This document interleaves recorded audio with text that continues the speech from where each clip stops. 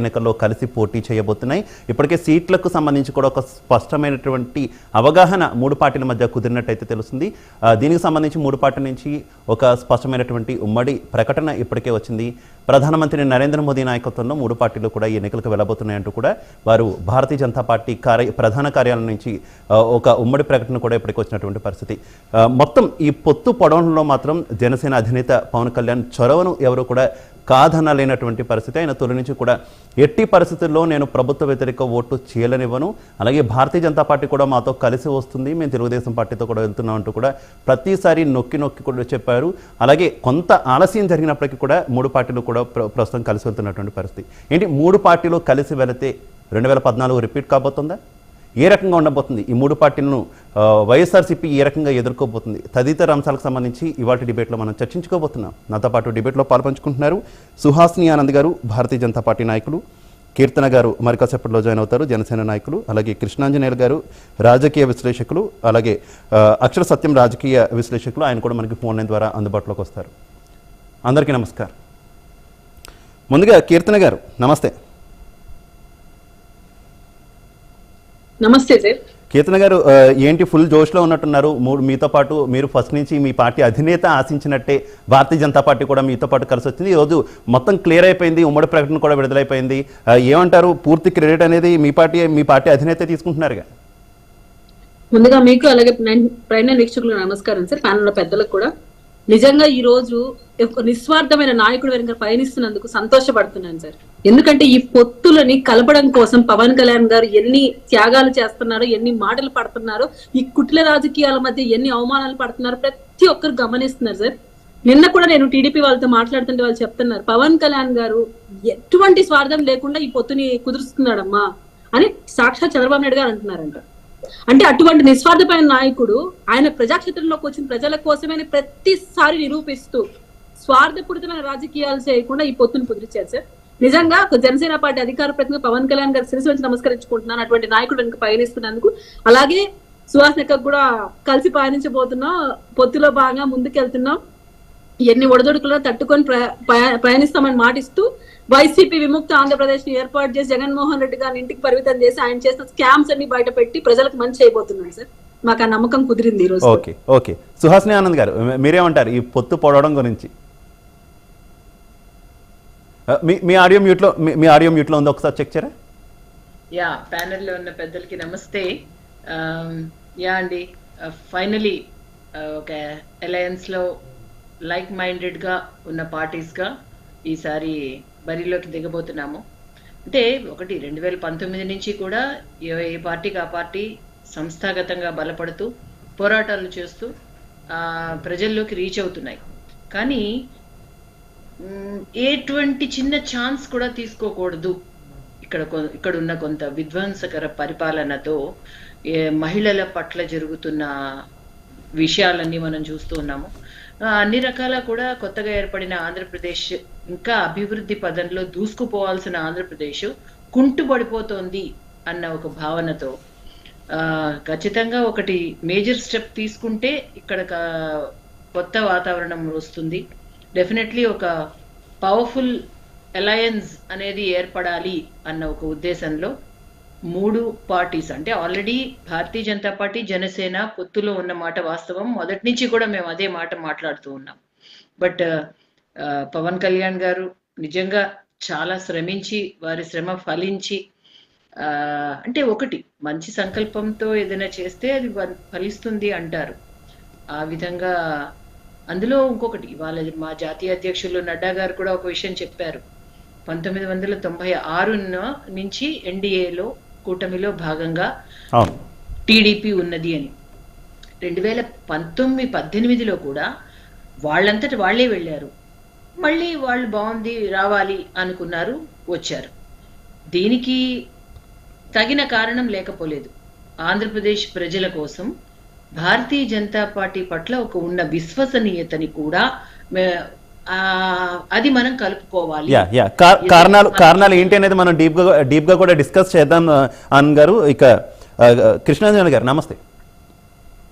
కృష్ణాంజలి గారు మీరేమంటారు ఒక రాజకీయ విశ్లేషకులుగా? మొత్తం ఈ మూడు పార్టీలు కూడా కలిసాయి, మూడు పార్టీలు కలవడం పట్ల, ఎందుకంటే గతంలో విడిపోయిన పార్టీలు మళ్ళీ కూడా కలిసి ఎన్నికలు వెళ్తున్నటువంటి నేపథ్యంలో ప్రజలు ఈ పొత్తును స్వాగతిస్తారా? ఎందుకంటే అంతిమంగా యాక్సెప్ట్ చేయాల్సింది ప్రజలు. టీడీపీని బీజేపీ యాక్సెప్ట్ చేసిందా, బీజేపీని జనసేన యాక్సెప్ట్ చేసింది, ఇదంతా కాదు. అంతిమంగా యాక్సెప్ట్ చేయాల్సింది ప్రజలు. వారు యాక్సెప్ట్ చేస్తేనే ఏదైనా సరే పొత్తులు పండుతూ ఉంటాయి. ఖచ్చితంగా కూడా ఈ పొత్తుని, ఈ మూడు పార్టీల పొత్తుని ప్రజలు యాక్సెప్ట్ చేస్తారంటారా? మీ విశ్లేషణ ఏంటి? నమస్తే అండి, ప్యానల్ మెంబర్స్ అందరికి కూడా నమస్కారం. ఇక్కడ ఈ పార్టీలు, మూడు పార్టీలు కొత్త పార్టీలు కాదు, ముగ్గురు మిత్రులే. 2014లో తెలుగుదేశం బీజేపీ పొత్తులో ఉన్నాయి. జనసేన బీజేపీకి మద్దతు ఇచ్చింది కాబట్టి ముగ్గురు కలిసే ఎన్నికలకు వెళ్ళారు. జనసేన పోటీ చేయాలి అప్పుడంటే, ఇప్పుడు ముగ్గురు కలిసి పోటీ చేయబోతున్నారు. వచ్చేటువంటి ప్రశ్న ఏంటంటే, వాళ్ళ ముగ్గురికి ఆమోదం ఓకే, వాళ్ళ ముగ్గురికి అధికారం కావాలి, లేకపోతే ఈ వైఎస్ఆర్ కాంగ్రెస్ పార్టీని ఓడించాలి, ఏదో ఒకటి వాళ్ళ ఎజెండా వాళ్ళకు ఉంటుంది. కానీ ప్రజల్ని కన్విన్స్ చేసేటువంటి విషయంలో ఏవైతే 2017-18లో బీజేపీ ఆంధ్రప్రదేశ్కి అన్యాయం చేస్తుంది, కక్షపూరితంగా వ్యవహరిస్తుంది అని ధర్మ పోరాట దీక్షలు చేసినటువంటి చంద్రబాబు నాయుడు, ఆ రోజున మాకు ప్రత్యేక హోదా కావాల్సిందే, విభజన హామీలు ఇవ్వాల్సిందే, ఇవన్నింటినీ అన్యాయం చేస్తున్నటువంటి మాట్లాడినట్టు చంద్రబాబు నాయుడు. అదేవిధంగా పవన్ కళ్యాణ్ ఏదైతే మాకు పాచిపోయిన లడ్డూలు ఇస్తున్నారు, ఇది వద్దు, మాకు ఖచ్చితంగా స్పెషల్ స్టేటస్ కావాల్సిందే అని ఢిల్లీకి పడేటి వరకు అరిచినటువంటి పవన్ కళ్యాణ్, ఈయన 2019 ఎన్నికలు వచ్చారు. 19 ఎన్నికలు అయిపోయిన వెంటనే వెళ్ళి బీజేపీ పంచలో చేరినటువంటి పరిస్థితి. ఇప్పుడు తెలుగుదేశం పార్టీని కూడా తీసుకెళ్లి చేర్చారు. పవన్ కళ్యాణే దాంట్లో బాధ్యత తీసుకున్నారు, మధ్యవర్తిగా వ్యవహరించారు. ఆయన మంచి ప్రయత్నం కూడా చేశారు. బీజేపీ తెలుగుదేశం కలవటంలో కీలక భూమిక పోషించారు పవన్ కళ్యాణ్, దాంట్లో ఎటువంటి సందేహం. మరి ఇప్పుడు ఆ రోజున హమ్లడింగే అని చెప్పేసి మేము కేంద్రం మీద పోరాడతామని అరిచినటువంటి పవన్ కళ్యాణ్ ఈ రోజున ఎందుకు మీరు బీజేపీతో రాజీ పడాల్సి వచ్చింది, పొత్తు పెట్టుకోవాలి? మరి రాష్ట్రానికి ఏమైనా సాధించారా? చంద్రబాబును కూడా అదే అడిగేటానికి అవకాశం. ఎప్పుడైనా సరే చంద్రబాబు గాని పవన్ కళ్యాణ్ గాని 3 రోజుల పాటు ఢిల్లీలో కూర్చొని ఈ విధంగా మా రాష్ట్రానికి కావలసినటువంటి హక్కుల్ని మీరు ఇవ్వండి కేంద్ర ప్రభుత్వం నుంచి అని నరేంద్ర మోడీ ఆఫీస్ ముందు కానీ, అమిత్ షా ఆఫీస్ ముందు కానీ ఎప్పుడైనా సరే పడిగాపులుగా కాసి ఈ రాష్ట్ర ప్రయోజనాల కోసం, రాష్ట్ర ప్రజల కోసం ప్రయత్నం చేశారా? ఈ రోజున వాళ్ళ పొత్తు కోసం వాళ్ళు పడిగాపులు కాస్తున్నారు. 3 రోజుల నుంచి అక్కడ ఢిల్లీలో కూర్చున్నారు. దీన్ని మేము రాజకీయ ప్రయోజనాల కోసం పొత్తు పెట్టుకున్నాం కాబట్టి మా అవసరాల కోసం మీరు మద్దతు ఇవ్వండి అంటే రాజకీయ అవసరాలకు ఈ రోజున ప్రజల మద్దతు ఇస్తారా? దానికి ఈ రోజున కోటింగ్ కవరేం చేస్తున్నారు, మేము రాష్ట్ర ప్రయోజనాల కోసం అని పెద్ద కవరింగ్ ఇస్తున్నటువంటి పరిస్థితి. ఏం రాష్ట్ర ప్రయోజనాల కోసమే కదా మీరు ఆ రోజున పోరాటం చేసింది, పోట్లాడింది. ఏం ఫ్యాక్ట్ ఫైండింగ్ కమిటీ వేసింది పవన్ కళ్యాణ్ కాదా? 78,000 కోట్ల రూపాయలు మన రాష్ట్రానికి రావాలి కేంద్ర ప్రభుత్వం నుంచి చేసినటువంటి ఫ్యాక్ట్ ఫైండింగ్ కమిటీ చైర్మన్ ఎవరు? పవన్ కళ్యాణ్ కాదా? వచ్చినాయి ఆ డబ్బులు? వస్తాయా? పోనీ హామీ తీసుకొస్తారా? మీరు నరేంద్ర మోడీ దగ్గర నుంచి, అదేవిధంగా అమిత్ షా దగ్గర నుంచి హామీ తీసుకురండి. ఏదో ఒక హామీని మీరు పోట్లాడినటువంటి అంశాల మీద హామీ తీసుకొచ్చి వీళ్ళని మేము ఈ హామీ తీసుకొచ్చాం, రేపొద్దున అమలు చేస్తాం. ఇప్పుడు శ్వాసని ఆనందరాజ్ చెప్తున్నారు డబుల్ ఇంజిన్ సర్కార్ లేకపోవడం వల్ల నష్టపోతున్నామని. డబుల్ ఇంజిన్ సర్కార్ వచ్చి అనుకోండి రేపొద్దున హామీ ఏమిటి? మిగతా రాష్ట్రాలకు కట్టడం, మేము బాత్రూమ్లు ఇచ్చాం సార్, ఇల్లు ఇచ్చాము, రోడ్లు వేసాము, ఇవన్నీ అన్ని రాష్ట్రాల్లో చేస్తారు. ఈ రాష్ట్రానికి విభజన చట్టం ద్వారా జరిగినటువంటి నష్టానికి సంబంధించినటువంటి విషయంలో ప్రత్యేకమైనటువంటి హక్కులుగా రావాల్సినటువంటి ఏ ఒక్కటి రాలేదు. నేను మళ్ళీ అవి అనేక సందర్భాల్లో డిస్కస్ చేశాను కాబట్టి ఆ అంశాల జోలికి వెళ్ళను. ఇప్పుడు చంద్రబాబు నాయుడు, పవన్ కళ్యాణ్ ఇద్దరు అయినా నరేంద్ర మోడీ ద్వారాగా కానీ లేకపోతే అమిత్ షా ద్వారాగా అయినా సరే ఒక ప్రకటన చేయించి మీరు పొత్తు పెట్టుకొని మేము ఆంధ్రప్రదేశ్ కి ప్రత్యేక హోదా ఇస్తాము, ఉత్తరాంధ్రకి వెనకబడినటువంటి జిల్లాలు, రాయలసీమకి వెనకబడిన జిల్లాలు, దుగ్గరాజపట్నంపూర్, ఇలాగ ఏవైతే ఉన్నాయో వీటిని మేము అమలు చేసేస్తాం, పోలవరానికి మీకు పునరావాస ప్యాకేజీ ఇస్తాము, రాజధాని నిర్మాణానికి కూడా డబ్బులు ఇస్తాం అని మాట్లాడించాలి. మళ్ళీ వాళ్ళతో హామీ తీసుకోవాలి. లేదు అంటే మాత్రం ఇది తెలుగుదేశం రాజకీయ భవిష్యత్తు కోసం, చంద్రబాబు నాయుడు రాజకీయ భవిష్యత్తు కోసం, పవన్ కళ్యాణ్ చట్టసభల్లోకి వెళ్ళటం కోసం ఆంధ్రప్రదేశ్ హక్కులు మొత్తాన్ని కూడా ఈ రోజున ఢిల్లీలో బీజేపీ పెద్దల దగ్గర తాకట్టు పెట్టారు అనేటువంటి ప్రజలు భావించేటువంటి అంశంగా ఉంటుంది. ప్రజలు నమ్మేటువంటి అవకాశం లేదు. ఇప్పటికైనా అవకాశం ఉంది కాబట్టి బీజేపీ పెద్దలతో మాట్లాడించి ఆ తర్వాత పొత్తుకు సంబంధించినటువంటి ప్రకటన చేస్తే మంచిది అనేటువంటి ఆంధ్ర ప్రజల యొక్క అభిప్రాయంగా నేను చెప్తాను. ఓకే మనతో పాటు జాయిన్ అవుతున్నారు అక్షర సత్యం గారు, రాజకీయ విశ్లేషకులు. ఆయన ఫోన్ లైన్ ద్వారా మనకు అందుబాటులోకి వచ్చారు. నమస్తే అక్షర సత్యం గారు. సార్ నమస్కారం సార్. శివ గారు, మీకు అక్కడ ఉన్న ప్యానల్ కూడా నమస్కారం సార్. అక్షర సత్యం గారు, ఒక క్లియర్ గా ఈ రోజు మెసేజ్ వచ్చింది. భారతీయ జనతా పార్టీ, జనసేన, తెలుగుదేశం పార్టీ మూడు కూడా ఒక ఉమ్మడి ప్రకటన తాము కలిసి వెళ్తున్నాం వచ్చే ఎన్నికల్లో అంటూ కూడా చెప్పారు. ఎన్డీఏలో ఈ రెండు పార్టీలు కూడా చేరాయంటూ కూడా ఒక క్లియర్ ప్రకటన అనేది వచ్చింది. ఏంటి ఈ ప్రకటనని మీరు ఏ రకంగా విశ్లేషించబోతున్నారు? అంటే ఈ మూడు పార్టీలు కలిసి వెళ్ళడాన్ని ఏ రకంగా విశ్లేషించబోతున్నారు? Sir, Janasena party, Telugu Desam party, BJP party కలిసి పోటీ చేయడం శుభ పరిణామం సార్. ఎందుకంటే 2019 ఎన్నికల ఫలితాలను చూస్తే వైసీపీ విజయానికి బీజేపీ యొక్క పాత్ర చాలా ప్రస్ఫుటంగా ఉందని అందరికీ తెలుసున్నది, ఏ విధమైన పాత్ర అనేది. రేపు పొద్దున బీజేపీ కూటమిలో లేకపోతే మళ్ళీ అదే పాత్ర వైసీపీకి అనుకూలంగా ఉండే అవకాశం ఉందనే భయం ప్రజల్లో కూడా ఉంది. బీజేపీ 1% ఉందా 10% ఉందా పక్కన పెట్టి బీజేపీ నుంచి పవన్ కళ్యాణ్ గారు నేర్చుకోవాలి. ఎట్లా బార్గెనింగ్ చేసింది, తమ బలం కంటే ఎక్కువ సీట్లు ఎలా కోరుకుంది, ఎలా తీసుకుంది, ఒక్క మాట చంద్రబాబు నాయుడు నెత్తిన పెట్టి మొయ్యకుండా తను సాధించుకోవాల్సింది ఎలా సాధించుకుంది అనేది దాన్ని చూసి పవన్ కళ్యాణ్ గారు నేర్చుకుంటే బెటర్. ఇక అసలు విషయాలు కొంత మన కృష్ణాంజనేయ గారు అంటున్నారు కదా, ఒక్కసారి పవన్ కళ్యాణ్ గారు 70,000 కోట్లు వస్తాయన్నారు, ఇప్పుడు ఎందుకు పోరాటం లేదని. అలా పోరాడి గురించే పవన్ కళ్యాణ్ గారు ఓడించారు. ఓడించిన శక్తిలో అన్ని శక్తుల్లో బీజేపీ ఓడించిందని నేను అన్నగాని, ఇప్పుడు కూడా అలా చేస్తుంటే ఒక కేజ్రీవాల్ లాగా ఒక మరొక వ్యక్తి లాగా కష్టాలు అనుభవించాలి. అసలు ఇప్పటికే ఎక్కడ నెగ్గుని చంద్రబాబు నాయుడు గారిని జగన్మోహన్ సీఎం అయిన చంద్రబాబు నాయుడు జగన్మోహన్ గారు అనుకుంటా ఒక్కసారి కూడా విజయం సాధించిన పవన్ కళ్యాణ్ గారి మీద నిందలేయడం అంత మంచిది కాదేమో. ఇది అసలు విషయానికి వస్తాం సార్. అసలు నేను దీని మీద ఒక మెసేజ్ ఎవరు తెలుసుకున్నా. జనరల్ గా ఇప్పుడు జరుగుతున్న బయట వస్తున్న ఆరోపణలు ఏంటంటే వైసీపీ మీడియాలో కానీ, లేదా వైసీపీ అనుకూల మీడియాలో కానీ, లేదా వైసీపీ మద్దతు ఇస్తున్న కాపు సామాజికానికి చెందిన వాళ్ళు ఏమంటారంటే పవన్ కళ్యాణ్ అనే వ్యక్తి పార్టీని డెవలప్ చేయకుండా, పార్టీని ఏమీ చేయకుండా కేవలం చంద్రబాబు నాయుడుకి 22 సీట్లతో ఎందుకు పూర్తి పెట్టుకున్నాడో, దీనివల్ల మనం సాధించింది ఏంటి అనే విష ప్రసారం గట్టిగా చేస్తున్నారు. ఇందులో వాస్తవం కూడా ఉంది. నేను కాదంటలే, పవన్ కళ్యాణ్ గారు పార్టీ డెవలప్ చేయకపోవడం ముమ్మాటికి తప్పు. అయితే అక్షర సత్యం గారు, మీరు పొత్తు శుభ పరిణామం అంటూ అన్నారు. అయితే మన ప్యానెల్లో ఉన్నటువంటి మరో రాజకీయ విశ్లేషకులు కృష్ణాంజనేయ గారు మాత్రం పొత్తు స్వాగతించవచ్చు, వారి వారి రాజకీయ అవసరాల వరకు కూడా స్వాగతించవచ్చు, కానీ వాట్ అబౌట్ ఆంధ్రప్రదేశ్ కి ఏం జరగబోతుంది, ఈ పొత్తు వల్ల ఏం మేలు జరుగుతుంది? గతంలో మూడు పార్టీలు కూడా కలిసి వెళ్ళాయి, అప్పుడు ఈ పార్టీలన్నీ విడిపోయింది కూడా భారతీయ జనతా పార్టీ రాష్ట్రానికి అన్యాయం చేసిందనే కదా విడిపోయాయి. మరి ఇప్పుడు ఏ హామీ వచ్చిందని ఈ రెండు పార్టీలు కూడా మళ్ళీ భారతీయ జనతా పార్టీతో కలిసి వెళ్తున్నాయి అంటున్నారు. ఇదే మెసేజ్ గనక వైసీపీ ప్రజల్లోకి తీసుకెళ్తే కూటమికి మేలు జరుగుతుందంటారా, నష్టం జరుగుతుందంటారా?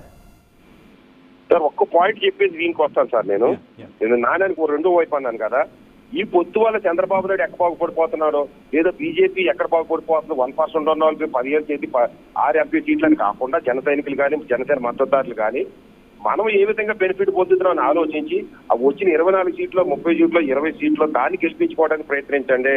జనసేన పార్టీని నిలబెట్టుకోవడానికి ప్రయత్నించండి. అంతే తప్పించి ఈ విష ప్రచారానికి లోబడి మీరు మీ పార్టీని పొత్తుల ద్వారా నష్టపరచుకోకండి, ఒకరికొకరు సహకరించుకోండి. ఇక మీరు అడిగిన ప్రశ్న చెప్తాను సార్. కానీ అనేక సార్లు చెప్పాను, సుహాస్ ఆనంద్ గారు కూడా నా మీద అనేక సార్లు ఏంటి ఇలా మాట్లాడుతున్నాడు అన్నట్టుగా అన్నారు. రాష్ట్ర విభజనలో ఒక బీజేపీ పార్టీ కాదండి, Congress party, BJP party, Telugu Desam party, YCP party Andhra Pradesh కి నష్టం కలిగించినవి, ఈ రోజుకు కూడా నష్టం కలిగిస్తున్నాయి. ఇప్పుడు అవన్నీ తవ్వుకుంటే ఈ రోజు పొత్తు సక్సెస్ కాదు సార్. బీజేపీ రాష్ట్రానికి ఏమీ చెయ్యదు, అలాగని బీజేపీ వదిలేస్తే ఈ పొత్తు సక్సెస్ కాదు. మళ్ళీ వైసీపీ ప్రభుత్వం మళ్ళీ వస్తుంది. వైసీపీ ప్రభుత్వం వస్తే పరిపాలన ఎలాగుందో చూస్తున్నారు. ఇవన్నీ చూసే పవన్ కళ్యాణ్ గారు 22 సీట్లకి ఎత్తుకొప్పుకుంటారు సార్. కులము వారు నీకు కూడదు అన్నట్టుగా తన సామాజిక వర్గాలు, తన మద్దతుదారులు, తన పార్టీ నాయకులు, ఢిల్లీ పెద్దలందరూ తిడుతున్నా కానీ కూర్చుని ఎత్తుకోకుండాడంటే ఆయన కలిసి వచ్చిందంట. అక్షర సత్యం గారు ప్లీజ్ ఏదండి మన పాయింట్కి వచ్చేయండి. భారతీయ జనతా పార్టీతో వెళ్ళడం నష్టమా లాభం అంటారు? సార్, ప్రతి దానికి ప్లస్ మైనస్ ఉంటుంది సార్.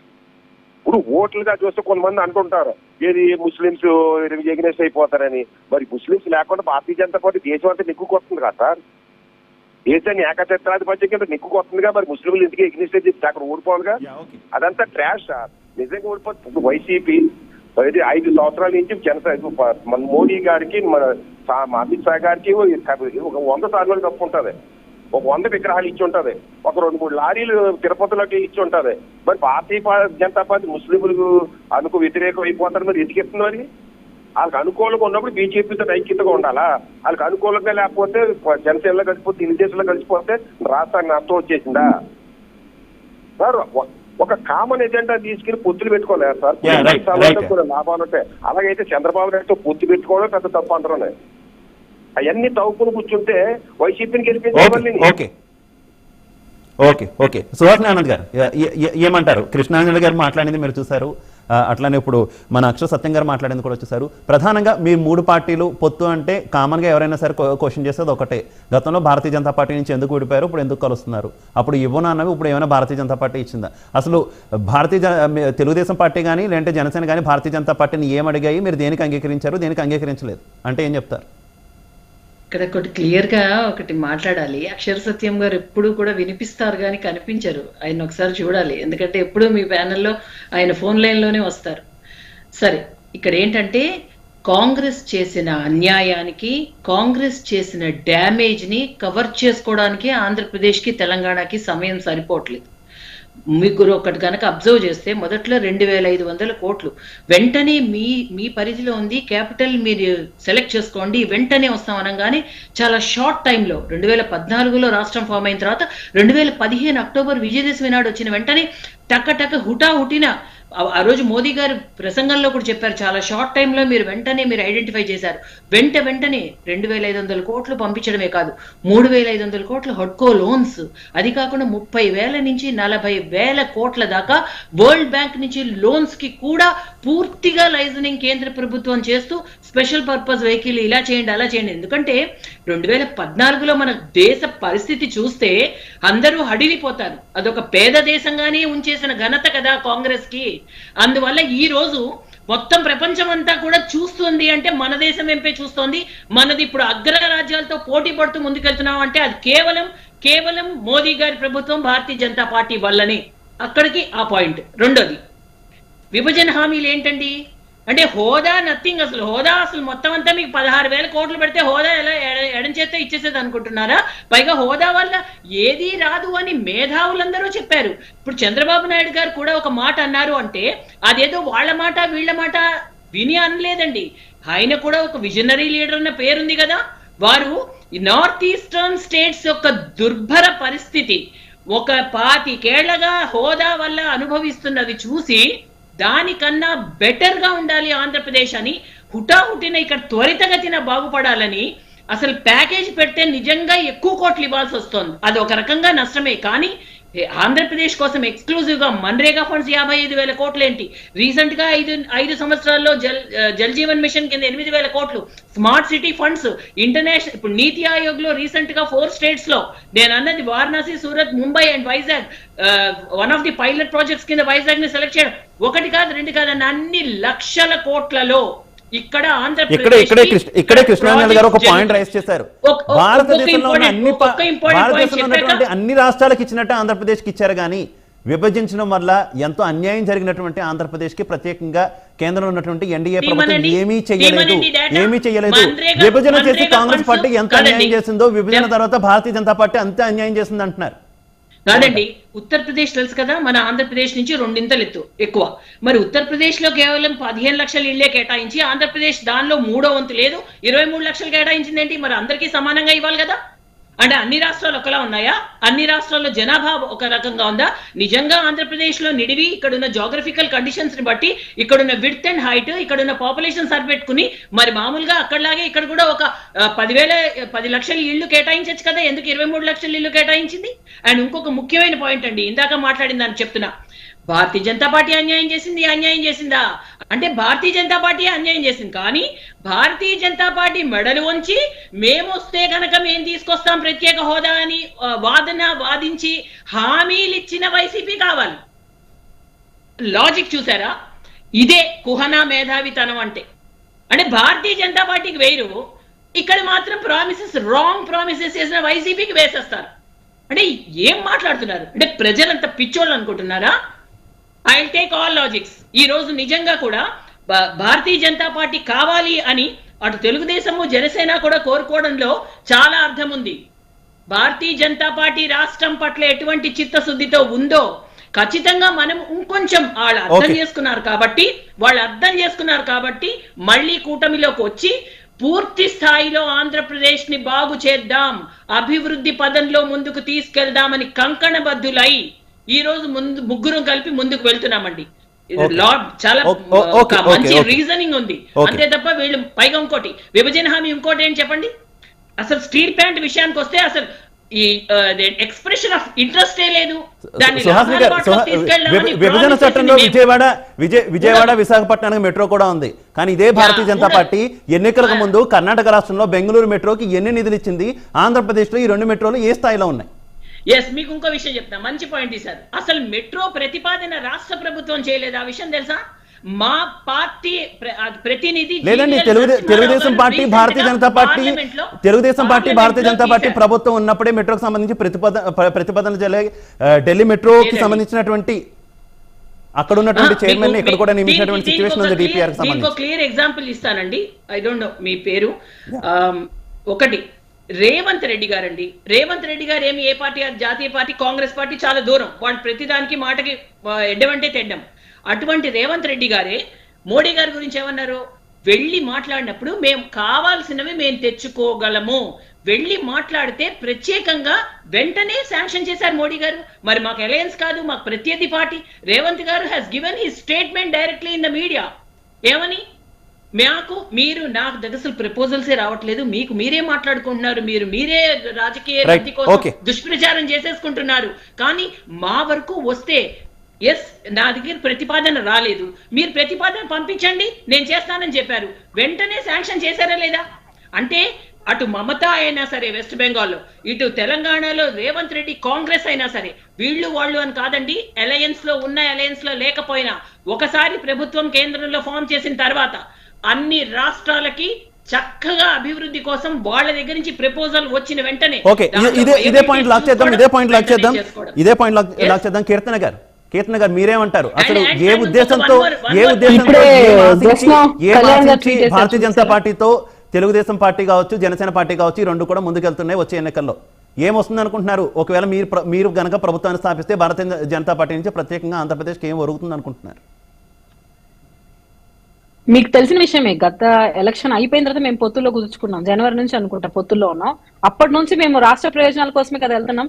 జగన్మోహన్ రెడ్డి గారి లాగా శాల్వాలు కప్పి ఆ వెంకటేశ్వర స్వామి విగ్రహం తీసుకొని వెళ్ళి ఇచ్చి మా తమ్ముడిని కాపాడమన్న ఇంటెన్షన్ అయితే మాట్లాడలేదు. ఎందుకు ఈ మాట అనాల్సి వస్తుంది అంటే, యావత్ ప్రజానికానికి తెలుసు ఒక రౌండ్ ఎందుకు వెళ్తాడు అంటే, అవినాష్ గారి కేసు హియరింగ్ వచ్చినప్పుడు రాష్ట్ర ప్రయోజనాల కోసం వెళ్ళుంటే అప్పులు అడగకుండా మనకు రావాల్సిన నిధుల గురించి అడుగుంటాడు. అది ఎంత మరి తీసుకొని వచ్చారనే విషయం ప్రెస్ మీట్ ద్వారా చెప్పి ఉంటారు.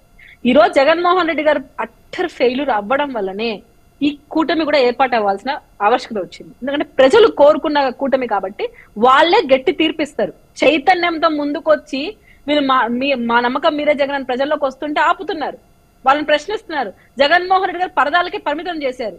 ఈరోజు పబ్లిక్ మీటింగ్ లో కూడా ఆయన నీచంగా జగన్మోహన్ రెడ్డి గారు చేసిన అభివృద్ధి గురించో చేస్తున్న మంచి గురించి చెప్పుకోలేని స్థితికి ఈ రోజు ఉన్నాడంటే ఆయన ఫెయిల్యూర్. కాబట్టి ఖచ్చితంగా గవర్నమెంట్ ఫామ్ అయిన వెంటనే కేంద్రం సహకారం మనకు ఉంటుంది. కాబట్టి మనం ఏవైతే నిధులు సమీకరణ చేసుకోవాలో, ఏవైతే పెండింగ్ లో ఉన్నాయో ప్రతి ఒక్క విషయం పైన ఫైట్ చేయడం.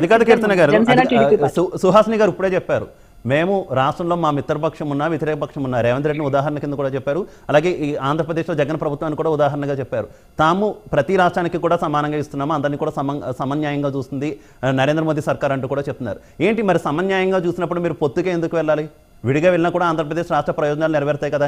జగన్మోహన్ రెడ్డి ఢిల్లీ వెళ్ళినా ఆంధ్రప్రదేశ్ రాష్ట్ర ప్రయోజనాలు అంటున్నారు, మీరు అధికారంలోకి వచ్చినా కూడా ఆంధ్రప్రదేశ్ రాష్ట్ర ప్రయోజనాలు అంటున్నారు. ఆ ప్రయోజనాలు ఏంటి? ఏం దక్కుతున్నాయి?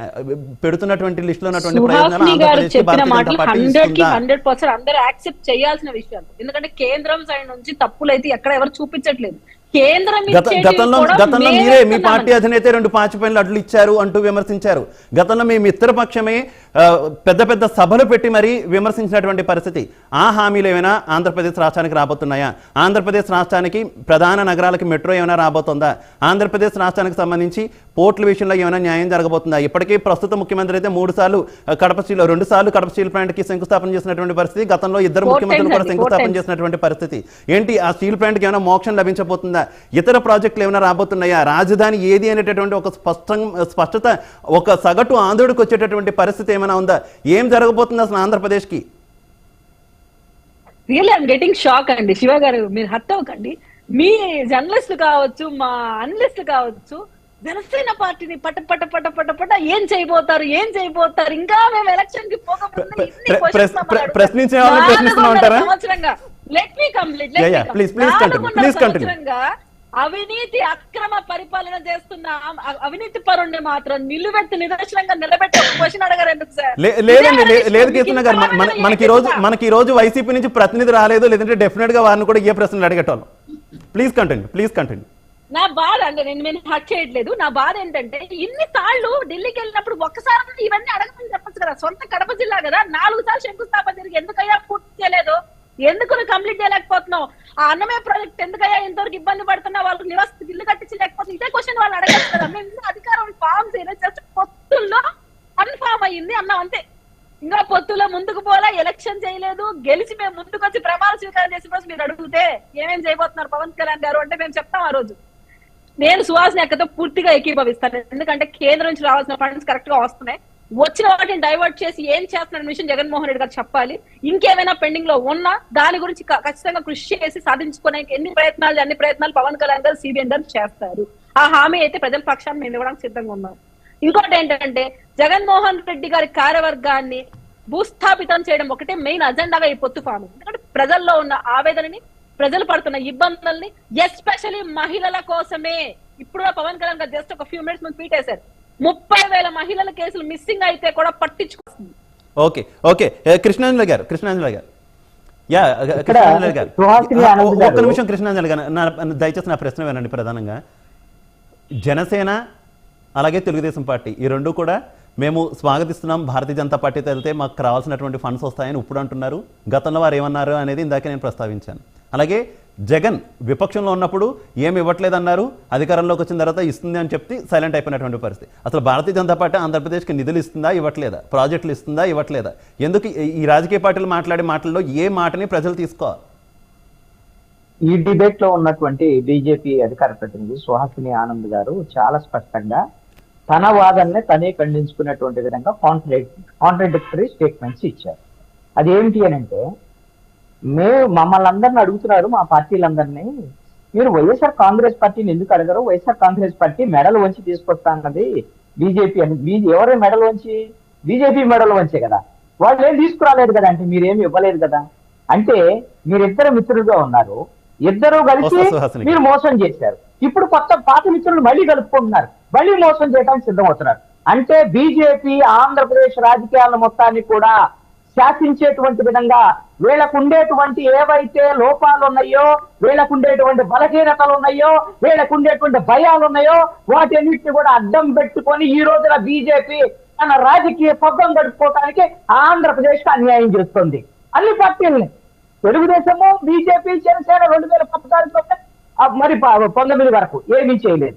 ఇప్పుడు వరకు వైఎస్ఆర్ కాంగ్రెస్ పార్టీతో మీరు కేంద్ర ప్రభుత్వంతో సఖ్యతగా ఉన్నారని చెప్తున్నారు కదా. మీరు ఏం చేయనటువంటి పరిస్థితి ఉంటే ఎవరు దీనికి బాధ్యులు? ఇక్కడ ఒక కీలకమైనటువంటి అంశం ఏంటంటే, ఆంధ్రప్రదేశ్ కి ఈ రోజున ఆంధ్రప్రదేశ్ లో ఉండేటువంటి అన్ని రాజకీయ పార్టీలు, తెలుగుదేశము, జనసేన, అదేవిధంగా వైఎస్ఆర్ కాంగ్రెస్ పార్టీ, ఈ ప్రధానమైనటువంటి ప్రాంతీయ పార్టీలు ఉన్నటువంటి అన్ని కూడా ఈ రోజున మన ఆత్మ గౌరవాన్ని, ఆంధ్రుల హక్కుల్ని అన్నిటినీ కూడా ఈ రోజున కేంద్రం దగ్గర తాకట్టు పెడుతున్నారు. అసలు తెలుగుదేశం పార్టీ ప్రారంభించిందే ఆంధ్రుల ఆత్మ గౌరవం అనే నినాదం అండి. ఎవరంటే వాళ్ళు? కాంగ్రెస్ పార్టీ వాళ్ళు, ఢిల్లీలో వాళ్ళు, వాళ్ళ దగ్గరికి ఎందుకు వెళ్ళాలి అనేటువంటి దాని మీద కదా ఎన్టీ రామారావు రోజున తెలుగుదేశం పార్టీకి పెట్టింది. ఈ రోజున చంద్రబాబు నాయుడు 36 గంటల పాటు ఏం చేశారు? 3 రోజులు అయింది. ఈ రోజున 54 గంటల పాటు పడిగాపులు కాస్తున్నారు అమిత్ షా ఆఫీస్ ముందు. ఇంతకన్నా ఆంధ్రుల ఆత్మగౌరవానికి అవమానం ఇంకేమన్నా ఉంటుందా అని నేను అడుగుతున్నాను. ఇది ఒకటి ఏంటి అని అంటే, రెండోది అక్షర సత్యం గారు ఏం చెప్తున్నారు అని అంటే, ఆయన ఎవరు తరపున లేరు, ఆయన అంటే నాకు కొంచెం మంచి గౌరవం కూడా. ఏమంటారు అంటే, పవన్ కళ్యాణ్ ఈ 45 లడ్డూలు మాకొద్దు, మాకు ప్రత్యేక హోదా కావాల్సిందే, మేము ఢిల్లీ వాళ్ళని మెడలు వంచుతా, హమ్ లడేంగే, నేను పోరాటం చేస్తాను, ఇక్కడ నుంచి అక్కడికి వినపడేటట్టు అరిశాడు పవన్ కళ్యాణ్. అప్పుడు మాత్రం జై పవన్ కళ్యాణ్ అనాలి. ఇప్పుడేమో లేదు బీజేపీ వాళ్ళు మంచోళ్ళు అని ఆయన వెళ్ళి పొత్తు పెట్టుకుంటే ఇప్పుడు కూడా జై పవన్ కళ్యాణ్ అనాలి. అంటే కీర్తన గారు కూడా చెప్తున్నారు, వాళ్ళు ప్రశ్నించడానికి పుట్టినటువంటి పార్టీ, వాళ్ళు మాత్రం ప్రశ్నిస్తారు తప్ప ఇంకెవడు ప్రశ్నించడానికి లేదు. ఈ రాష్ట్ర ఓకే, మీరు ఎన్ని చెప్పినా డిబేట్ లో ఎంత ఒప్పించినా కృష్ణాంజనేయులు అనేవాడిని నోరు మూయించవచ్చు, దాంట్లో ఎటువంటి సందేహం లేదు. కానీ రాష్ట్ర ప్రజలు ఓట్లు వేయాలి కదా. 4 కోట్ల మంది ఓట్లు వేస్తే 4 కోట్ల మందిలో మీకు సగం మంది 2 కోట్ల మంది ఓట్లు వేస్తే తప్ప మీరు అధికారంలోకి రారు. మీరు ఎందుకు ఈ రోజున పొత్తు పెట్టుకున్నారు అని అంటే భయపడ్డారు. ఎవరికి భయపడ్డారు? మీకు మీరు మేము ఓడిపోతామని భయపడ్డటువంటి పార్టీలుగా ఈ రోజున, ప్రాంతీయ పార్టీలుగా ఈ రోజు ఉన్నారు తెలుగుదేశం, జనసేన. లేకపోతే మీరు ఈ విధమైనటువంటి పొత్తులకు వెళ్ళాల్సినటువంటి అవసరం లేదు. మీరు వైఎస్ఆర్ కాంగ్రెస్ పార్టీ కీర్తన గారు పదే చెప్తున్నారు, అసలు వాళ్ళదైనా వ్యతిరేకత ఉంది, వాళ్ళంతా ప్రజలు ఓడించడానికి సిద్ధంగా, అంత ఓడించడానికి సిద్ధంగా మీరు ఎందుకు తిరిగారు? తెలుగుదేశం జనసేన ఇద్దరు కాదు కదా, మరి బీజేపీ ఎందుకు 0.87% ఉన్నటువంటి బీజేపీ ఎందుకంటే ఈరోజు అవసరం లేదు, మరి ఎందుకు గుర్తు పెట్టుకుంటారు? ఇది రాష్ట్రానికి మాత్రం రాష్ట్రం నేను మీరు అడిగేటువంటి విషయాలు కావండి. నేను అసలు నా ఎజెండా లేదు, నాకు అవసరమే లేదు, నాకు మరో ప్రశ్న కృష్ణాంజలి గారు, మీరు ప్రజలు అన్నారు, ప్రజల్ని తీసుకొచ్చారు. ఒకటే పాయింట్, చంద్రబాబు నాయుడు గారికి మతిపరుపు లేకపోతే, పవన్ కళ్యాణ్ మతిపరుపు లేకపోతే, వాళ్ళిద్దరూ ఉన్నారు. ఒకసారి రీల్స్ చూసుకోమనండి. వాళ్ళు అడిగింది ఇప్పుడు ఈ రోజున బీజేపీ వాళ్ళు ఇస్తానంటే పొత్తు పెట్టుకోమని, లేదు అంటే మాత్రం మీరు ప్రజల్ని నమ్మించి వంచిస్తున్నటువంటి బీజేపీతో కలిసి కుట్రపల్లి ఆంధ్రప్రదేశ్ హక్కుల మొత్తాన్ని తాకట్టు పెడుతున్నారు మీ రాజకీయ ప్రయోజనాల కోసం. అందుకని ఈ రోజున తెలుగుదేశం జనసేన బీజేపీ అనేటువంటి ఒక 100 కేజీల బండను నడుము కట్టుకొని బావిలో దూకబోతున్నాయి. ప్రజలందరూ కూడా ఈ రోజున ఈ 2 పార్టీలకి మరణ శాసనం రాయబోతున్నారు. ఇది ప్రజల యొక్క అభిప్రాయం. రైట్. అక్షర సత్యం గారు, ఏంటి కృష్ణాంజలి గారు ఇది మరణ శాసనం అంటున్నారు 2 పార్టీలకి కూడా? సార్ ఖచ్చితంగా మరణ శాసనం అంటే సార్, పొత్తులు అనే పదాన్ని పవన్ కళ్యాణ్ గారు ఏదో వాస్కోడిగా సముద్ర మార్గాన్ని కనిపెట్టినట్టుగా పవన్ కళ్యాణ్ గారు పొత్తులు అనే పదాన్ని కనిపెట్టలేదు సార్.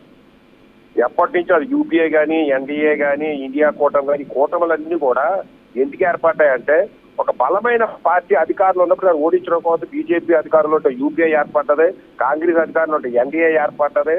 అలాగే అన్ని రాష్ట్రాలు కూడా పొత్తులు ఎత్తుకుంటాయంటే సార్ ఒక బలమైన ప్రత్యర్థిని ఓడించడం కోసం. ఒక్క నిమిషం మేడం. అయితే ఆ పొత్తులు ఎందుకు పెట్టుకుంటారంటే రాష్ట్ర ప్రయోజనాలు అంతా ట్రాష్ ఎందుకు పెట్టుకుంటారంటే, సో బీజేపీ ఏమనుకుంటారంటే ఇప్పుడు జగన్మోహన్ రెడ్డి దింపేస్తే రేపు పొద్దున ఆ స్పేస్ క్రియేట్ చేస్తే ఆ స్పేస్ లో ఎంత కొన్ని ఎదుగుతానని బీజేపీ అనుకుంటారు.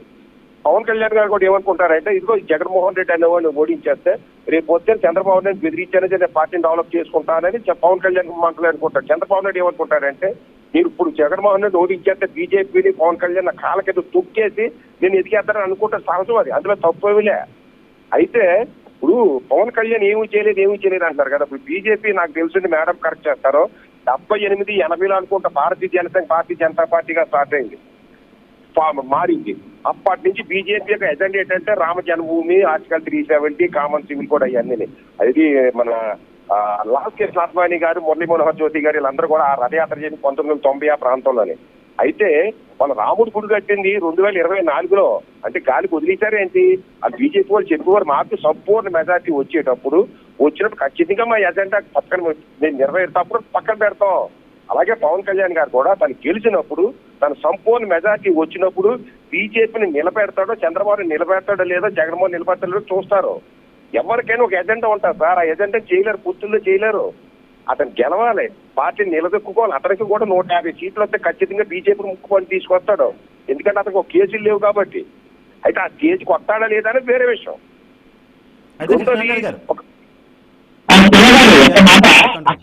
అక్షర సత్యం గారితో ఒక మాట ఇందాక కూడా ప్రస్తావన చేశారు. బీజేపీ ఏదో బలంగా ఉంది, దేశం మొత్తం బీజేపీకి మద్దతు ఇస్తుంది, ఎక్కడా కూడా ముస్లింలు మైనారిటీలు వ్యతిరేకంగా లేరు అని అంటే నిజంగా అంత బలం ఉంటే పోయినటువంటి మిత్రులు తిట్టేటువంటి మిత్రులు తిట్టకుండా నరేంద్ర మోడీని తిట్టినటువంటి ఇప్పుడు చంద్రబాబు తెలుగుదేశం పార్టీకి తలుపులు ఎప్పుడో క్లోజ్ అయిపోయింది, మళ్ళీ తెరిచేది లేదంటూ స్పష్టమైన ప్రకటన చేశారు అమిత్ షా గతంలో. కాదు, వీళ్ళందరితో కూడా పాత మిత్రులందరూ ఎందుకు అవుతున్నాయి? నాకు భయంగా ఇప్పుడు నేను ధైర్యవంతుడు, ఇప్పుడు మీ అందరికి భయం అయితే నా చుట్టూ వచ్చి పడుకోండి అని ఎవరు అన్నారట, ఎవడు ధైర్యవంతుడు. ఇప్పుడు అలాగుంది బీజేపీ పరిస్థితి. వీళ్ళందరూ కూడా వెళ్ళిపోయినటువంటి మిత్రులందరూ కూడా తిరిగి రప్పించుకునేటువంటి ప్రయత్నం ఎందుకు చేస్తున్నారు? పైకి మేకపోతు కాంగ్రెస్ 400 సీట్లు, మాకు 300 సీట్లు వస్తాయి, మా కూటమికి 400 సీట్లు వస్తాయి అని చెప్పుకుంటున్నారు. అలాంటి పరిస్థితులు ఉన్నాయి. ఈ రోజున ఉత్తరప్రదేశ్ లోనే సీట్లు తగ్గేటువంటి పరిస్థితి ఉంది. దక్షిణ భారతదేశంలో ఆ సీట్లు ఎక్కడైతే ఉత్తర భారతదేశంలో తగ్గుతున్నాయో ఇక్కడ తెలుసుకోవడం కోసం చిట్టినటువంటి చంద్రబాబు నాయుడిని వీళ్ళందరూ కలుపుకొని ఇక్కడ పోటీ చేయాలి. పొత్తు పెట్టుకుంటేనే వస్తాయా? ఎందుకంటే మాజీ ఎంపీ ఉండవల్లి అరుణ్ కుమార్ అన్నారు ఖచ్చితంగా కూడా ఆంధ్రప్రదేశ్లో ఉన్నటువంటి 25కి 25 సీట్లు కూడా భారతీయ జనతా పార్టీవే అన్నారు. దానికి పొత్తు ఎందుకు? పొత్తు పెట్టుకుంటేనే వస్తాయా? పొత్తు పెట్టుకోపోయినా ఏ పార్టీ గెలిచినా కూడా భారతీయ జనతా పార్టీకి మద్దతు ఇస్తుంది కదా. ఇక్కడ పరువుకు సంబంధించినటువంటి అంశం అండి. 25 చెప్తారు వీళ్ళు, వాళ్ళు ఆడేటువంటి పార్టీలు ఇక్కడ ఉన్నాయి కాదంట్లా. మాకు 330 సీట్లు వస్తాయి, 370 సీట్లు వస్తున్నాయి. ప్రధానమంత్రి జమ్మూ కాశ్మీర్ వెళ్ళి చెప్తున్నాడు కదా, మేము ఆర్టికల్ 370 రద్దు చేసాం, మాకు 370 ఇవ్వండి, మాకు ఎన్డీఏ కూటమికి 400 ఇవ్వండి, ఇలాంటివి అడుగుతున్నారు కదా. రేపు పొద్దున సొంతంగా వాళ్ళ దగ్గర పరువు పోతే మిగతా మిత్ర పక్షాలు కూడా మద్దతు ఇచ్చేటువంటి పరిస్థితి లేదు ఎన్నికల తర్వాత. ఈ విధంగా పరువు పోగొట్టుకునేటువంటి పని ఎందుకని మిత్రపక్షాలు కూడా కలుపుకొని ఇప్పుడు ఆంధ్రప్రదేశ్ వంటి 0.8% ఉన్న చోట ఇక్కడ 5-6 సీట్లు సంపాదించేటువంటి విధంగా ప్రయత్నం జరుగుతుంది.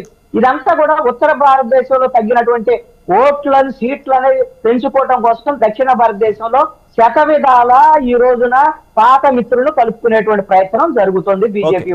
మీరు చెప్పిన పాయింట్ కి అక్షర సత్యం గారు, మీరు ఈ పొత్తు మంచిది అంటున్నారు, పొత్తులు పెట్టుకోవడం గత నుంచి కూడా ఉంది అంటున్నారు. అయితే ప్రెసెంట్ ఉన్నటువంటి సినారియోలో మోదీ షా ద్వయం వచ్చిన తర్వాత పొత్తులు పెట్టుకోవడం, ఎందుకంటే మీరు గతం గురించి చెప్పారు, భారతీయ జనతా పార్టీ గతం గురించి. ఇప్పుడు ఈ మోదీ షా ద్వయం వచ్చిన తర్వాత పొత్తుల వ్యవహారం కనుక గమనించినటువంటి కొంతమంది విశ్లేషకులు కేవలం భారతీయ జనతా పార్టీ బలపడేంత వరకు మాత్రమే, కొంత బలం పుంజుకున్న తర్వాత పొత్తు పెట్టుకున్నటువంటి మిత్రపక్షాన్ని మింగేస్తుంది అంటూ కూడా చెప్తున్నారు. దానికి ఉదాహరణగా గతంలో బీహార్ ముఖ్యమంత్రి నితీష్ కుమార్ కూడా మాతో పొత్తులో ఉంటేనే మా పార్టీని మింగేసే ప్రయత్నం చేశారన్నారు. అఫ్కోర్స్ ఆయన మళ్ళీ వాళ్ళతోనే కలిసినటువంటి పరిస్థితికి వచ్చి శివసేన కూడా కొంతమంది ఉదాహరణగా చెప్తూ ఉంటారు. ఇతర రాష్ట్రంలో ఉన్నటువంటి పరిణామాలు కూడా కొంతమంది చెప్తూ ఉంటారు. ఏమనుకోవాలి, తెలుగుదేశం పార్టీ కూడా నిన్న మొన్నటి వరకు కేడర్ అదే భయంతో ఉంది, ఖచ్చితంగా టీడీపీని కూడా ఎప్పుడోకప్పుడు ముంచేస్తుంది అనే వాదన కృష్ణాంజలి గారి నుంచి కూడా వస్తుంది కదా సార్. ఇక్కడ శివ గారు, ఇక్కడ ఇప్పుడు భారతీయ జనతా పార్టీకి వస్తే లాల్ కృష్ణ అద్వానీ గారు, మురళీ మనోహర్ దేశ్ గారు వీళ్ళంతా ఉండేది బీజేపీ ఒకటండి, సిద్ధాంతాల మీద నడిచే పార్టీ. ఇప్పుడున్న బీజేపీ కమర్షియల్ బీజేపీ, మేడంకి కోపం వస్తే రావచ్చు, ఆ పక్కన పెడతాం, డిబేట్ వేరు కాబట్టి. తొక్కేస్తుందంటే కాంగ్రెస్ కూడా తొక్కేసింది సార్. కాంగ్రెస్ అధికారంలో ఉన్నప్పుడు ఎన్ని స్టేట్ గవర్నమెంట్లు తొక్కేసింది. ఆర్టికల్ 56 అదేంటి రాష్ట్రపతిని ఉపయోగించి చంద్రబాబు నాయుడు తొక్కేలేదా? బీజేపీ తొక్కేలేదా? అసలు చంద్రబాబు నాయుడు ఎవరిని అడిగినిచ్చాడు సార్? అవకాశం వస్తే ఎవడైనా తొక్కేస్తాడు. బీజేపీ కాదు, బీజేపీ తొక్కేస్తున్నది వాస్తవం, ఎవడైనా తొక్కేస్తాడు. మరొక విషయం ఏంటంటే పొత్తులు ఎందుకు పెట్టుకుంటున్నారు అన్నదే కృష్ణాంజనేయులు గారు అర్థం చేసుకోవాలి. ఒక రాక్షసుని ఓడించడానికే 3 కోటి దేవతలు ఒకటయ్యేవారు సార్. ఒక రాక్షసుడు ఒక్క వ్యక్తిని ఓడించడానికి. ఎందుకంటే ఆ రాక్షసుడు బలం అటువంటిది, ఆ వరప్రసాదనే, అతను వరాలతో పుట్టినాడు. రెండోది పరస్పర భావజాలం ఉన్న వాళ్ళు ఎలా కలిసారని. వీళ్ళు సముద్రంలో అమృతం తీయడం కోసం రాక్షసులు దేవతలు కలుసుకున్నారు, కొట్టుకుని చచ్చివారు వాళ్ళిద్దరు కలిసి అమృతాన్ని తీశారు సార్. ఇక్కడ వీళ్ళకి నేను ఇందాకనే చెప్పా, బీజేపీకి ఎంపీలు మద్దతే కావాల్సి వస్తే 25 ఎంపీలు ఖచ్చితంగా సార్. వైసీపీ కానీ పవన్ కళ్యాణ్ గారు కానీ చంద్రబాబు నాయుడు గారు కానీ బీజేపీకి మద్దతుని ఇవ్వాల్సింది, ఇవ్వకపోతే బతికి బట్ట కట్టలేరు. వాళ్ళకి బీజేపీకి ఏపీలో ఎస్టాబ్లిష్ అవుదాని ఉద్దేశంతో 6 ఎంపీలు తీసుకుంది కానీ ఎంపీల కోసం కాదు నా ఉద్దేశంలో. వాళ్ళకి ఎంపీలు కావాలంటే ఢిల్లీలో కూర్చుంటే ₹1 ఖర్చు పెట్టుకుని 25 ఎంపీల మెజార్టీ వస్తుంది, వాళ్ళకి మద్దతు ఉంటుంది. వాళ్ళు ఎస్టాబ్లిష్ అవుదామని. ఓకే, సుహాసిని గారు ఏమంటారు? ఇద్దరు విశ్లేషకులు పరస్పర విరుద్ధమైనటువంటి విశ్లేషణ చేశారు, మనం చూసాం. మీ అభిప్రాయం ఏంటి? ఏమంటారు? అది ఒకటి. ఆంజనేయులు గారు 2 కాంట్రాడిక్టరీ అన్నారు. యాక్చువల్లీ ఇంటెలెక్చువల్స్, అనలిస్ట్ అంటే మామూలుగా అయితే మనం చెడు కనొద్దు, చెడు మాట్లాడొద్దు, చెడు చూడొద్దు అంటాం. బట్ మంచి చూడలేకపోతుంటే, మంచి వినలేకపోతుంటే మేమేం చేస్తాము? ఇంకొకటి, భారతీయ జనతా పార్టీ ఏదో దేశంలో ఉన్న చాలా పీడల్ని వదిలిస్తూ జమ్మూ అండ్ కాశ్మీర్ కూడా చక్కగా సస్యశ్యామలంగా మన దేశ సరిధిలో కలుపుతూ ఒక పక్కన ఉగ్రదాడుల్ని అణచివేస్తూ ప్రపంచంలో మనం పవర్ఫుల్ కంట్రీగా ఎదుగుతున్నామన్న ఆనందం పడక భారతీయ జనతా పార్టీ వచ్చేస్తోందన్న బాధ ఎందుకో వీళ్ళకి మాకు అర్థం కావట్లేదు. ఇంకొకటి, ఏదో తొక్కేస్తోంది, కాల్తో అదిమేస్తోంది అంటున్నారు. ఏ పార్టీ అయినా అలా చేసినా ప్రజలు యాంటీ ఇన్కంబెన్సీలో ఒక 5 సంవత్సరాల నుంచి ఇంకో 5 సంవత్సరాలు తీసేస్తున్నారు. యూపీఏ ఏం చేసింది మరి? ఆ యూపీఏ ఇప్పుడు ఇండి కూటమి, ఆ ఇండి కూటమి కూడా మరి అందరినీ చాలా ప్రేమగా చూసింది, ఆదరించింది, వెళ్ళిపోతున్నారు, వచ్చారు, అన్ని చేస్తున్నారు. కానీ ఎందుకు నిలబడలేకపోతోంది అంటే అదేదో భారతీయ జనతా పార్టీ చేసిన కొన్ని ఇంపార్టెంట్ పనులండి ఈ దేశం కోసం. ఏం ప్రజలంతా మూర్ఖంగా మూడోసారి అతిపెద్ద మెజారిటీతో భారతీయ జనతా పార్టీ మోదీ గారిని మళ్ళీ సక్సెస్ఫుల్ గా మన కేంద్ర ప్రభుత్వంలో నుంచోబెడుతున్నారు అంటే అది మేము పడిన కష్టం, అది గుర్తించండి. అవును, కేంద్రంలో భారతీయ జనతా పార్టీ ఉంటే కేంద్ర ప్రభుత్వంలో ఉన్న పార్టీని కలుపుకుంటే బాగుంటుంది అని అనుకోవడం సహజం. అది అంతే తప్ప మంచిని ఆదరించండి. అంతే తప్ప కుటిలమైన ఆలోచనలతో ఎక్కడ మళ్ళీ ఉత్తరం దక్షిణం అని విభజన కుళ్ళు రాజకీయాలు చేస్తూ దయచేసి మన దేశాన్ని విభజించే మాటలు మాట్లాడద్దండి. ఒకటి, భారతీయ జనతా పార్టీ గొప్పతనం, అది భారతీయ జనతా పార్టీ కేంద్రంలో ఉంది అంటే ఇది ఓటు, ఇది సెక్యులరిజం లో ఈ ఫెడరల్ స్ట్రక్చర్ లో ఎవరు ఎన్ని చేసినా ఆఖరికి 5 సంవత్సరాలకి మన ఓటు ప్రజల చేతుల్లో ఉంటుంది. ఎస్, మా మేనిఫెస్టోలో ఉన్నవి దేశ రక్షణ కోసం, దేశ భద్రత కోసం. ఇంత ముందైతే అసలు పాకిస్తాన్ ఎక్కడ మీద పడిపోతుందో, చైనా ఎక్కడ అవుతుందో, ఈ రోజు మనకి తెలియని ఎన్నో సెక్యూరిటీ ప్రాబ్లమ్స్ సాల్వ్ చేసి మన దేశాన్ని రక్షిస్తున్న చర్యలు ఎన్నో తీసుకుంటున్నాము. అన్ని తెలుసండి మీకు, ఒక మేధావిగా మీరందరికీ అన్ని తెలుసు. కానీ ఒకే పార్టీ దేశంలో ఎదరికి వెళ్ళిపోతూ ఉంటే అమ్మో ఎక్కడ మనము మొనార్కిజం వస్తుందో అన్న భయంతో లేనిపోని ఆలోచనలు, లేనిపోని అపోహలు పెట్టుకుని విభజన కార్యక్రమం, విభజించే ఆలోచనలు దయచేసి చేయకండి. We are all Indians.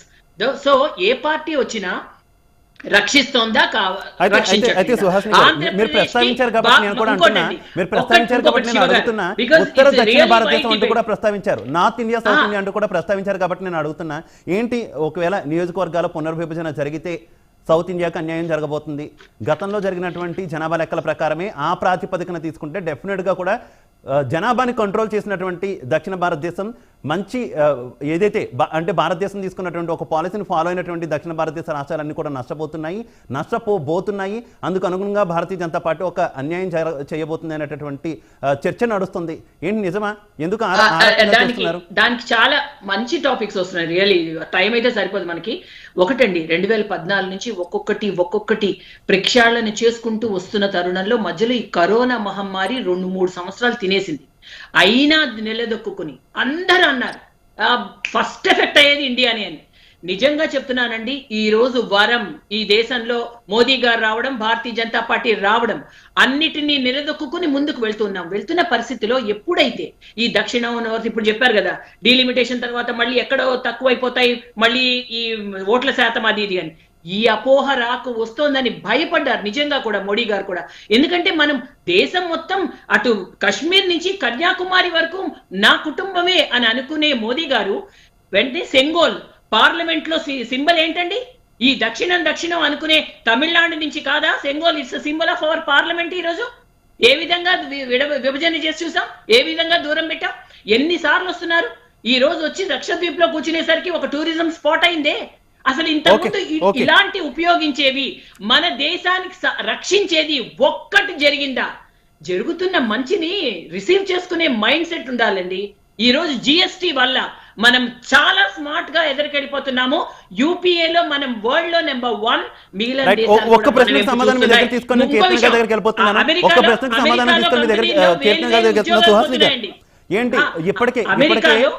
ఇప్పటికే కొన్ని పాయింట్స్ యాడ్ చేసుకొని అటు తెలుగుదేశం పార్టీ కావచ్చు, అలాగే జనసేన పార్టీ కావచ్చు, అంటే సూపర్ 6 అనే పేరుతో తెలుగుదేశం పార్టీ కొన్ని తీసుకొచ్చింది. ఇంకో 1 or 2 సబ్జెక్టు కరెక్షన్ 1 or 2 పాయింట్స్ని జనసేన కూడా యాడ్ చేసింది. వాటిని ప్రజల్లోకి విస్తృతంగా తీసుకెళ్తున్నటువంటి పరిస్థితి. మరి భారతీయ జనతా పార్టీ ఏ ఉద్దేశంతో, అంటే ఏ ప్రణాళికతో ప్రజల ముందుకు వెళ్ళబోతుంది? అంటే మీరు విడిగా కొన్ని అంశాలు ఆంధ్రప్రదేశ్కి మేము ఈ అంశాలు చేయబోతున్నాం, లేదంటే ఒక రాజధాని నిర్మించడానికి ఇన్ని నిధులు ఇస్తాం, మెట్రోకి ఎంత ఇస్తాం, లేదంటే పోలవరంకి ఎంత ఇస్తాం, లేదంటే ఇంకోటి ఏదైనా చేయబోతున్నాం అనేటటువంటి ప్రణాళికతో ప్రజల్లోకి వెళ్తున్నారా, లేదంటే ఉమ్మడి ప్రణాళికతో ప్రజల్లోకి వెళ్ళబోతున్నారా? ఏముంది ఆ పుస్తకంలో ఆడియన్స్ కి తెలపాలి. ధైర్యంగా చూపిస్తూ చేసింది కాదు, చేయబోయేది కావాలి. సుహాసిని గారు, ఆంధ్రప్రదేశ్ రాష్ట్రానికి భారతీయ జనతా పార్టీ వచ్చే 5 ఏళ్లలో ఏం చేయబోతుంది, అది కావాలి. 100% వస్తుందండి. మనకి తినబోతు రుచిలేలా manifesto is going to come. 100% మేము ఆంధ్రప్రదేశ్ అభివృద్ధికి చిత్తశుద్ధిగా ఉంది. ఆ ఛాలెంజ్ అసలు అంతెందుకండి, వికసిత్ భారత్ సంకల్ప యాత్ర డిజిటల్ వ్యాన్స్ వాడలా గ్రామంలా పంపించాం. మేము చేసింది ఇది అని గట్స్ తో చెప్పుకుంటున్నాం. అది చూసి గ్రామ ప్రజలు తెలుసుకుంటున్నారు. ఈ స్టిక్కరింగ్ అన్ని పక్కన పెట్టి మేము చూపించుకుంటూ ముందుకెళ్తున్నాం, ఇది మేము చేశాం కాబట్టి ధైర్యంగా చెప్పుకుంటూ వెళ్తున్నాము. సో అదే మాకు శ్రీరామ రక్ష.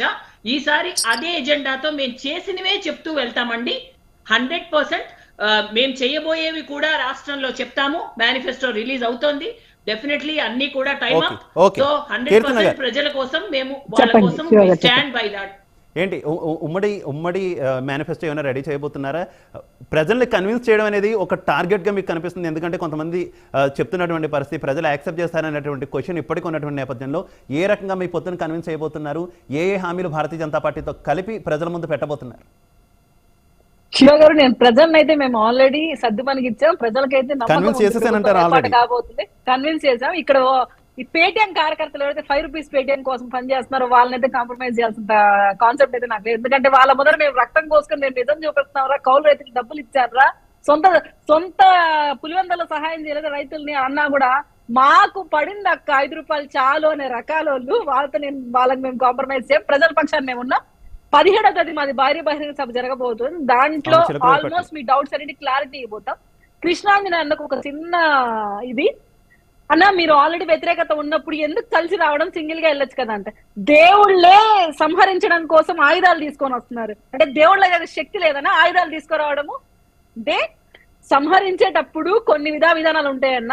ఏదైనా చిన్న లోటుపాటుతో మళ్ళీ రాక్షసుడి పరిపాలనలోకి వస్తే ప్రజల్ని ఆదుకోవడం కాక వలసలు మేమే వెళ్ళిపోవాల్సిన పరిస్థితి వస్తుందన్న.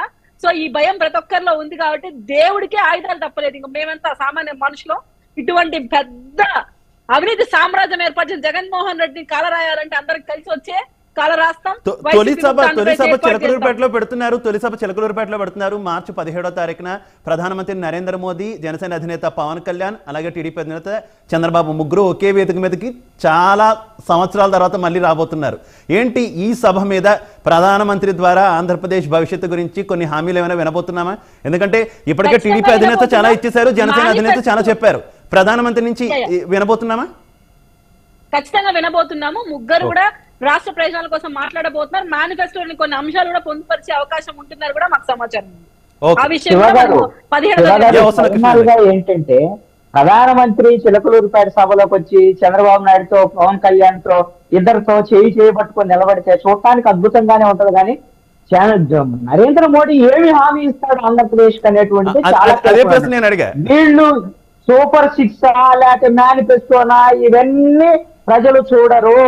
ప్రధానమంత్రి ఏం హామీ ఇవ్వబోతున్నారు? ఆ రోజున తిరుపతికి వచ్చి మేము ఈ రాష్ట్రానికి ఢిల్లీని తలదన్నేటువంటి రాజధాని నిర్మాణం చేస్తామంటే నరేంద్ర మోడీని ఆ రోజున నమ్మారు. అదే విధంగా మీకు ప్రత్యేక హోదా ఇస్తాను అంటే నమ్మారు.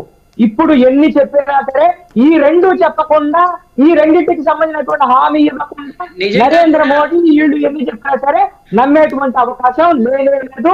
వీళ్ళు ముగ్గురు ఏదో మనం ఇప్పుడు తాడేపల్లిగూడెం సభలో కూడా ఇద్దరు కలిపినటువంటి సభలో ఏం చెప్పారు? ఇద్దరు కలిసి సినిమా డైలాగులు చెప్పారు తప్ప వీళ్ళేం చేస్తారో చెప్పలేక పరిస్థితి. రేపు పొద్దున చిలకలూరుపేట సభలో కూడా మీరు ఎన్ని చెప్పినా సరే ప్రజలు అంగీకరించేటువంటి అవకాశం లేదు. ఇందాక కీర్తన గారు చెప్తున్నారు కదా, అందరినీ సముదాయం ప్రభుత్వం మీద ప్రజలు విసిగిపోయి ఉంటే పొత్తున యాక్సెప్ట్ చేయరంటారా? వీళ్ళ ముగ్గురు కలిసిన ఏ హామీలు ఇవ్వకపోయినా కూడా ప్రభుత్వం మీద, ఇప్పుడు ఉన్నటువంటి ప్రభుత్వం మీద ప్రజలు విసిగిపోయి ఉంటే పొత్తున యాక్సెప్ట్ చేయరంటారా? ఇక్కడ విసిగిపోయి ఉంటే ఆల్రెడీ కానీ వీళ్ళు గెలుస్తామని కానీ వీళ్ళు అనుకొని ఉంటే ఆల్రెడీ వీళ్ళకి తెలిసేదండి. వీళ్ళు ఈ విధంగా ఢిల్లీకి వెళ్ళి ఈ విధంగా బీజేపీ కోసం బీజేపీ బీజేపీ ఉద్దేశం అపాయింట్మెంట్స్ విషయంలో పైన తేరకుండా అనేకమైనటువంటి గురి చేసి ఎందుకు ఈ రోజున అక్కడ పడికాపులు వైఎస్ఆర్ కాంగ్రెస్ పార్టీ గెలవడం కష్టం. ఇప్పుడు కీర్తన గారు చెప్పారు, సత్యం గారు చెప్పారు, ఏం చెప్తున్నారు? అవతల బలమైనటువంటి పదే చెప్తున్నారు. అంత బలమైనటువంటి వాళ్ళు ఓడిపోయేటువంటి పరిస్థితి లేదనేటువంటి దాని మీదే కదా వీళ్ళు ఎంతమంది కలిసేటువంటి పరిస్థితి వస్తుంది. కాబట్టి వాళ్ళు ఓడిపోయేటువంటి పరిస్థితి ఉంటే ఎవరి వాళ్ళు పోటీ చేసేటువంటి అవకాశం కూడా ఉండేది. ఈ రోజున బీజేపీ కోసం పాకులాడేటువంటి అవసరం అగత్యం పట్టేది కాదు. నరేంద్ర మోడీ ఆంధ్రప్రదేశ్ లో అడుగు పెడితే ఏం ప్రకటన చేస్తారని మాత్రం ఆంధ్రప్రదేశ్ ప్రజలు ఖచ్చితంగా ఎదురు చూస్తున్నారు. ఆ ప్రకటన చేయకపోతే మాత్రం తీవ్రమైనటువంటి అసంతృప్తికి గురయ్యేటువంటి దానికి అవకాశం ఉంటుంది. ఆ ప్రభావం ఖచ్చితంగా జనసేన, తెలుగుదేశం మీద ఆ ప్రభావం పడేదానికి అవకాశం ఉంటుంది.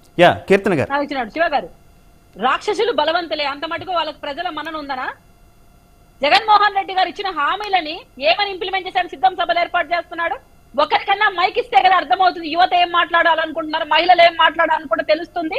ఆయన మైక్ లో ప్రసంగాలు చెప్పే కదా వెళ్ళిపోతున్నాడు.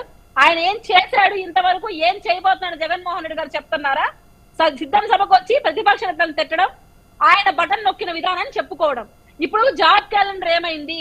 సంపూర్ణ మద్యపాన నిషేధం ఇంప్లిమెంట్ చేసే వస్తారు ఎలక్షన్ కన్నా జగన్మోహన్ రెడ్డి గారి హామీ ఏమైంది? ప్రాజెక్టులు ఎక్కడ పూర్తయినాయి? కాపు కార్పొరేషన్ నిధులు ఎక్కడ పోయాయి?